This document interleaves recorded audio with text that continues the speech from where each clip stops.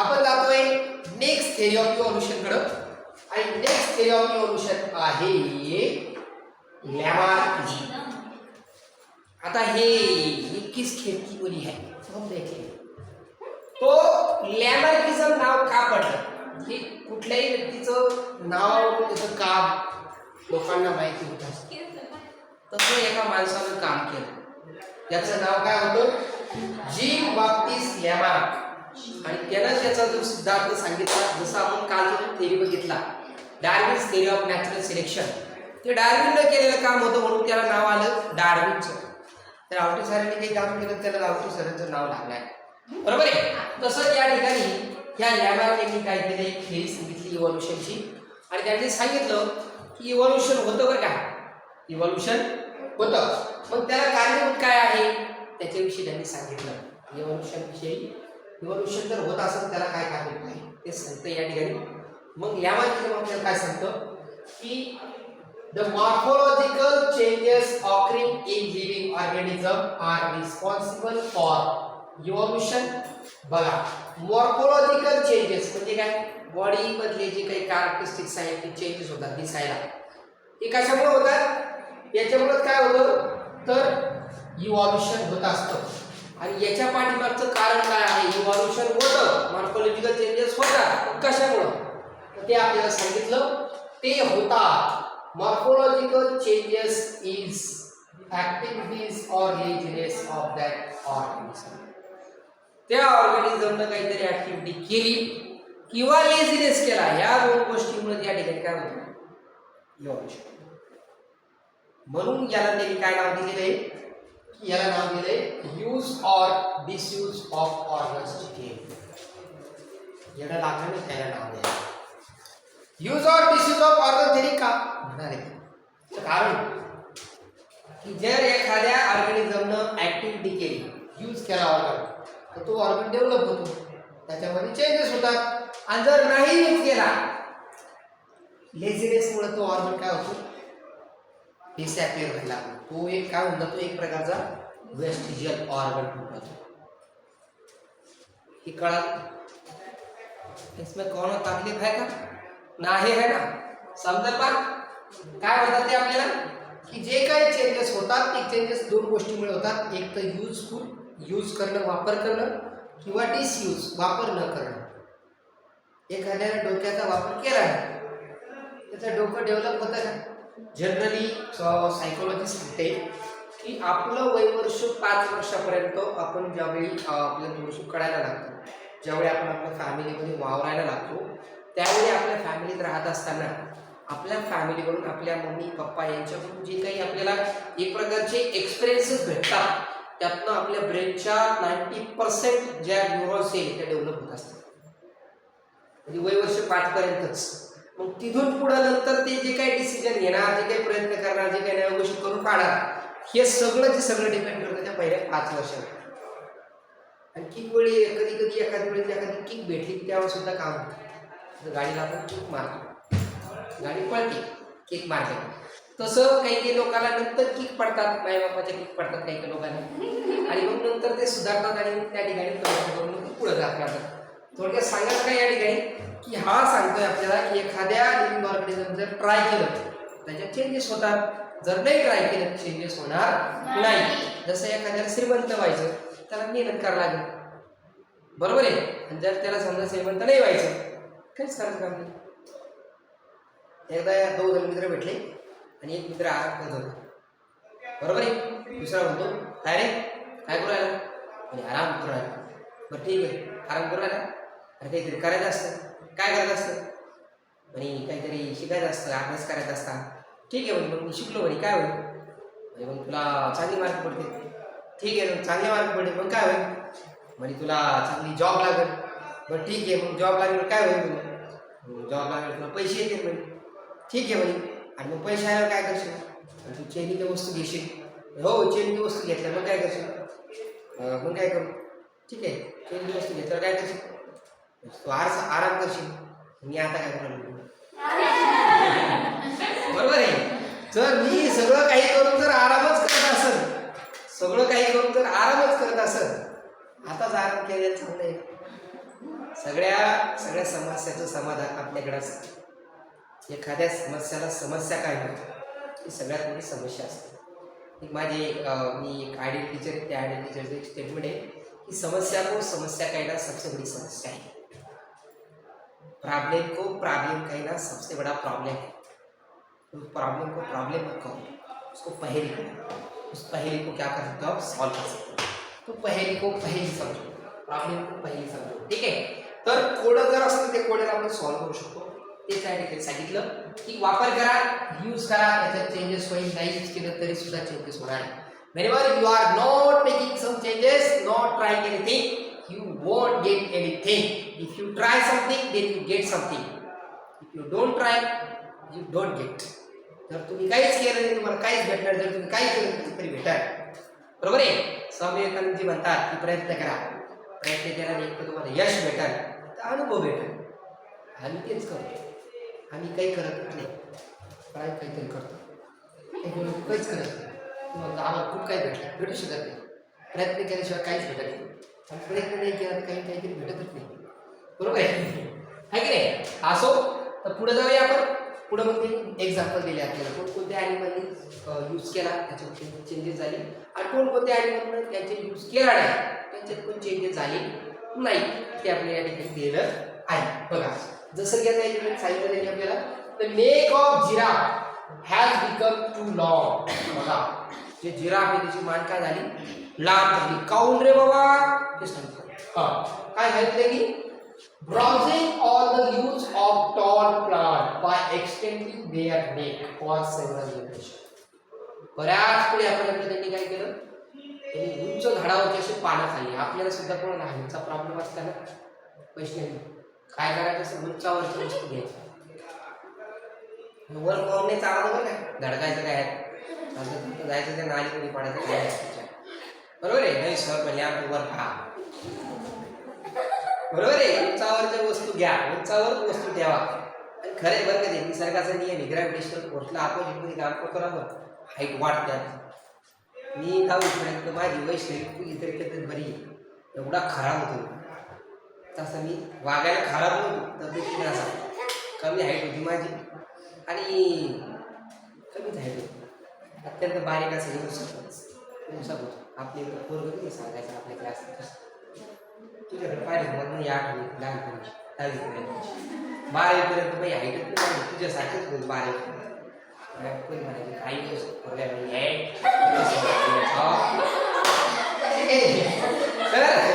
Example दिलं आपल्याला जिराफचं. जिराफनं काय केलं, त्याची मानेचा वापर केला, त्याच्या मानेची वाढ झाली. त्यानं मानेचा वापर केला तर त्याची मान लंबी झाली. त्याचा असं क्या कहता हा कुछ नाही कहा था, ठीक है ठीक है. या कार्यक्रमाने मानेचा वापर केला, त्याची मान डेव्हलप झाली, यूज केला ऑर्गनचा.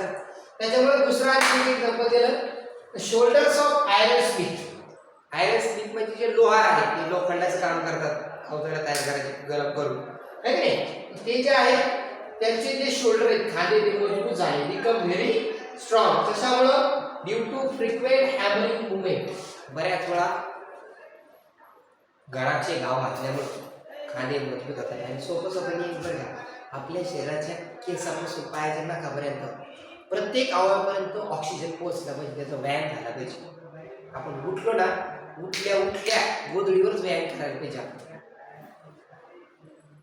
मी तर सुरू केलाय सकाळी सकाळी आई पिढी गोधडी ह्या अंगावर व्हायचं, ह्या अंगावर व्हायचं, ह्या अंगावर व्हायचं. काही गेलो का ह्या अंगावर होते, झोपत अशी कामं करते काही. मी म्हणतो उठलं ना, हां हां हां असं काय, ती पण असं करायचं. सोपं नियम. बसल्यानंतर उठून बसलं ना, हाताचं दर्शन करा. कराग्रे बसते लक्ष्मी, करमध्ये सरस्वती, करमध्ये तो गोविंदम, प्रवादे कर दर्शनम. आपल्या पृथ्वीचं दर्शन घेऊ शकता. समुद्र वसने पर्वस्तन मंडले, पादस्पर्शे क्षमस्वे, है की नाही. त्याला तुम्ही बंधन करू शकता. नंतर हातात हात सोडायचे, चेहऱ्यावरती फिरवायचे. ते झाल्यानंतर तुम्ही काय करू शकता, सोपं व्यायाम करू शकता. पाय लांबलेले आहेत, तुम्ही पायाचे अंगठे स्पर्श करण्याचा प्रयत्न करायचा, अंगठे स्पर्श करायचे. त्याला मुंडकं गुडघ्या लावायचा प्रयत्न करायचा. मग मानेचा व्यायाम करायचा 5 वेळेस. असं घड्याळाच्या काट्या दिशेने फिरवायचं, 5 वेळेस उलटे फिरवायचं. बरोबर आहे. नंतर तुम्ही खांद्याचा व्यायाम 5 वेळेस पुढे घेऊ शकता, 5 वेळेस मागे घेऊ शकता. एवढं जर कधी केलं तर पाठीचा जो आपला पाठीचा कणा आहे तिथं जो चेतारोज आहे आपला आतमध्ये त्याचे ह्या सगळे नट बोल्ट मोकळे होऊन जातात. आहे की नाही? हे जर मोकळे झाले तर मग मशीन चांगली जाते. थोडंसं व्यायाम, जास्त नाही. त्याच्यानंतर बसल्या बसल्या असं पाय पुढे करून असं दळू शकता तुम्ही असं 5 वेळेस. 5 वेळेस घड्याळाच्या काट्या दिशेने दळायचं आणि 5 वेळेस विरुद्ध दिशेने उलट. कसं ते म्हणजे दिसणारी घेऊ शकतो, पण तरी पण सांगतो कसं. या ठिकाणी सरळ पाय आपली अशी पाय सरळ ठेवली ना, अशी 5 वेळेस दळायची आणि आज 5 वेळेस दळायची. म्हणजे तुम्ही पोटातली जे स्नायू आहे ती मोकळे होते. रातभर त्याचे जाम लागले मशीन मोकळं होतात. एक मिनिट असतं. ठीक आहे. तर पुढे जाऊया आपण. विदाउट वेस्टिंग टाइम आपण आपला वेळ नको वाया घालवायला या ठिकाणी. ठीक आहे, ठीक आहे. चला बघा. तर काय करता या ठिकाणी पुढे जाऊया. दोघांचं सांगितलं. या दोघांनी काय केलं, आपले हिपचा ऑर्गन केला. एकाने शोल्डरचं केलं आणि एकाने नेकचं केलं. ज्याला नेकचं केलं त्याची नेक लॉंग झाली, ज्याला शोल्डरचं केलं त्याची शोल्डर स्ट्रॉंग झाली. बरोबर आहे. त्याच्यानंतर आणखी कोण आहे आता ज्यांनी केलंच नाही यूज, त्याचं सांगितलं या ठिकाणी की जे बर्ड्स आहेत कोणकोणते, ऑस्ट्रिच आणि इमू, त्यांनी काय केलं, हे ऑस्ट्रिच आणि इमू जे आहेत यांनी काय केलं, यांचे जे विंग्स आहेत ते वीक झाले. वीक का बरं? कारण ड्यू टू नो यूज. या लोकांनी आपले पंखाचा वापरच नाही केला. या असं म्हणलेत नाही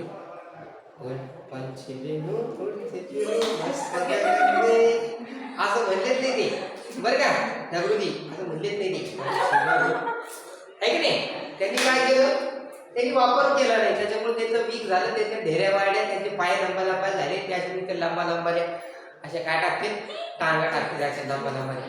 ऑस्ट्रिच आणि इमूचे आहे ना असे खूप जास्त लॉंग उड्या मारू शकतात. लॉंग उड्या मारू शकतात. इमू हा त्या ऑस्ट्रिच सारखाच प्राणी, बदका सारखा तोंडाचं पुढं आणि थोडंसं चालू असतं खाद्यपेट्याचं.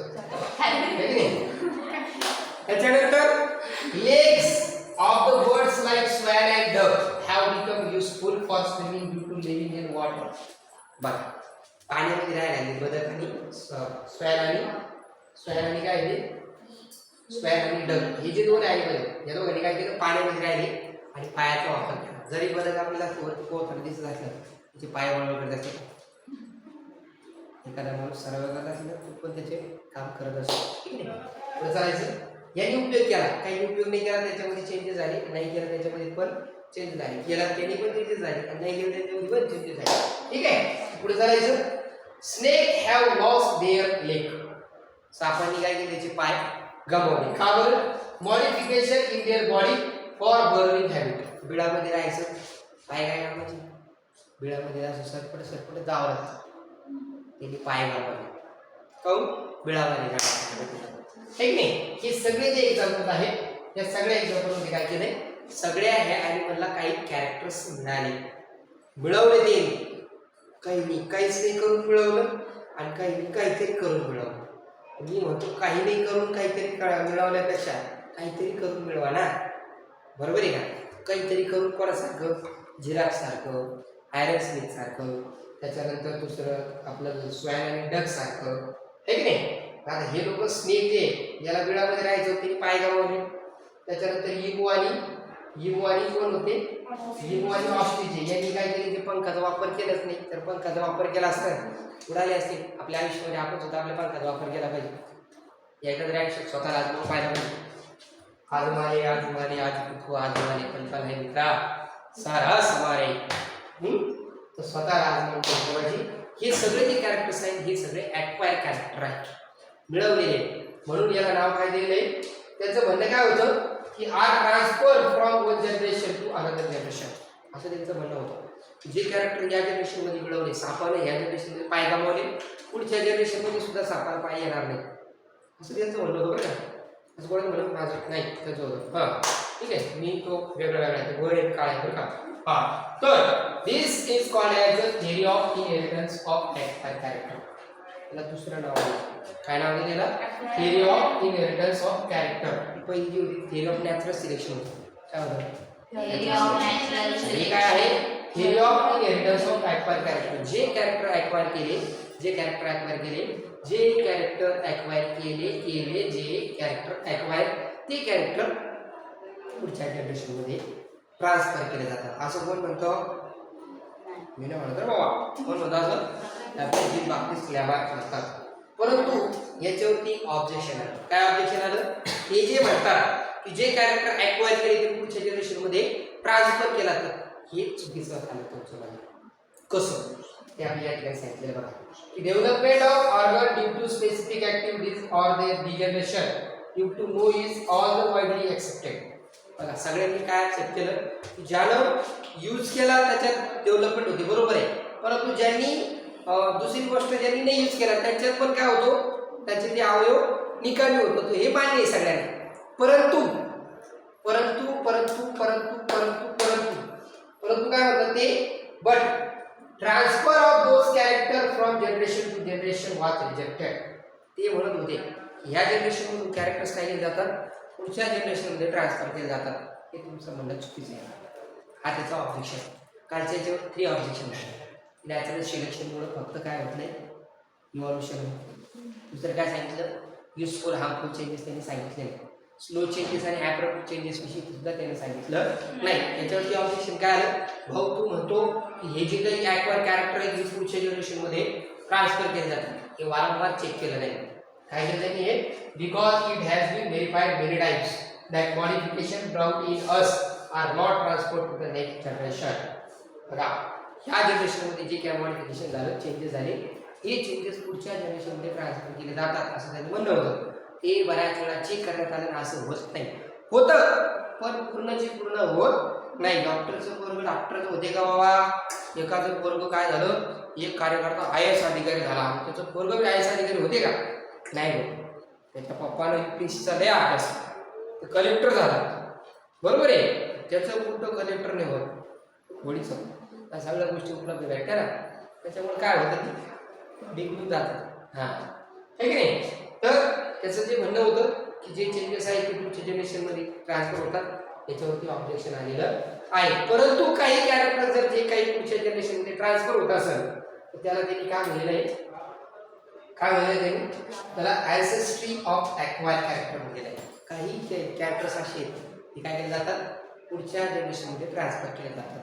ह्या जनरेशनमध्ये जे जे कॅरेक्टर ॲक्वायर केले, घेतले, जे जे गुण वैशिष्ट्य आपण काय केले, ॲक्सेप्ट केले, ते पुढच्या जनरेशनमध्ये ट्रान्सफर जर केले जात असेल त्याला काय शब्द दिलेलं आहे, ॲन्सेस्ट्री ऑफ ॲक्वायर कॅरेक्टर डेफिनेशन आहे. आपण याच्यावर क्वेश्चन तयार करू शकतो की लॅमार्किझम काय आहे. लॅमार्किझम म्हणजे काय असतं, यालाच काय नाव दिले, ज्यांनी use or disuse of organ नाव दिले, कोणकोणत्या ॲनिमलने स्वतःमध्ये काय केलं, चेंजेस केले, यामध्ये त्यांनी सांगितलेलं आहे आपल्याला. त्याच्यामध्ये आपण जिराफचं सांगू शकतो, ॲरेस्टिकचं सांगू शकतो. त्याच्यानंतर लिओ आणि ऑस्ट्रिच ज्यांनी यूज न केल्यामुळे त्याच्यामध्ये चेंजेस झाले हे सांगू शकतो. त्याच्यानंतर स्वॅन आणि डक यांनी काय केलं, त्यांच्या लेगचा यूज केला, त्याच्यामुळे त्यांचे लेग त्यांना पाण्यामध्ये स्विमिंग करण्यासाठी हेल्पफुल आले. त्याच्यानंतर तुम्ही आणखी काय सांगू शकता, स्नेक नदीचे पाय गवले. हे सगळे काय ॲक्वायर कॅरेक्टरचे. कसे ॲक्वायर कॅरेक्टर केले, यूज केल्यामुळं किंवा डिसयूज केल्यामुळं, बरोबर आहे. म्हणून त्याला काय शब्द वापरले, तेवढं काय वापरलं, शब्द वापरला की theory of inheritance of acquire character. ठीक आहे. आणि त्याच्यानंतरच मग त्याच्यावरती ऑब्जेक्शन सांगितलं की त्याचं म्हणणं होतं डेव्हलपमेंट होते यूज अँड डिसयूजमुळं. Is it right, but this development is not transfer to the upcoming generation. पुढच्या जनरेशनमध्ये ट्रान्सफर होत नाही असं हे त्याचं ऑब्जेक्शन आहे. परंतु काही कॅरेक्टर्स काय केले जातात, ट्रान्सफर केले जातात, आणि म्हणून त्याला काय शब्द दिला आहे, ॲन्सेस्ट्री ऑफ ॲक्वायर कॅरेक्टर. क्वेश्चन्स तयार करायचे, क्वेश्चन्स तयार